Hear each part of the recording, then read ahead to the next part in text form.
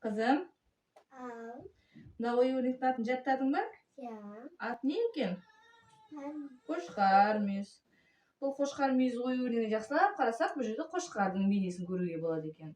Бұл қошқар мүйіз ою-өрнегі, яғни қошқардың бас төбесімен екі жаққа былай бұралғаны, ол қошқардың мүйізін білдіреді екен.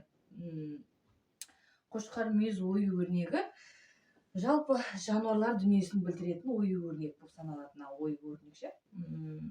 Бұрынғы апаларымыз осы қошқар мүйіз болсын, басқа да ою-өрнекті болса да, киіз деген нәрсе бар, кілемшенің орнына төсейтін. Соның бетіне осы қошқар мүйіз ою-өрнегін өрнектеп басқан. Сосын жаңағы киім-кешектеріне, ыдыс аяқтарына, кейбір қазір көреміз ғой, бір ыдыстарда болады ғой. Әдемі ою-өрнек бейнеленген. Қызым, естісің ба? Сосын жаңағы тағы нейді?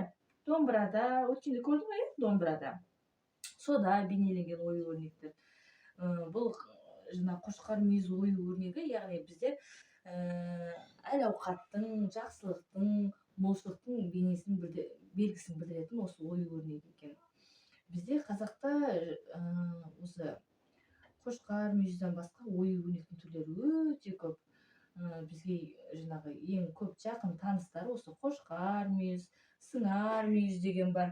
Тағы қошқар мүйіз, одан кейін жаңағы қос мүйіз деген ою-өрнектер бар. Одан басқа тағы өте көп оюлар бар. Уже бәрін ұмытып қалыппын, қайсы аттарын. Бұрын сыныпта, мектепте оқып жүрген кезде көп осыларды апайымыз үйретіп, кесте қылып тігетінбіз осы оюларды.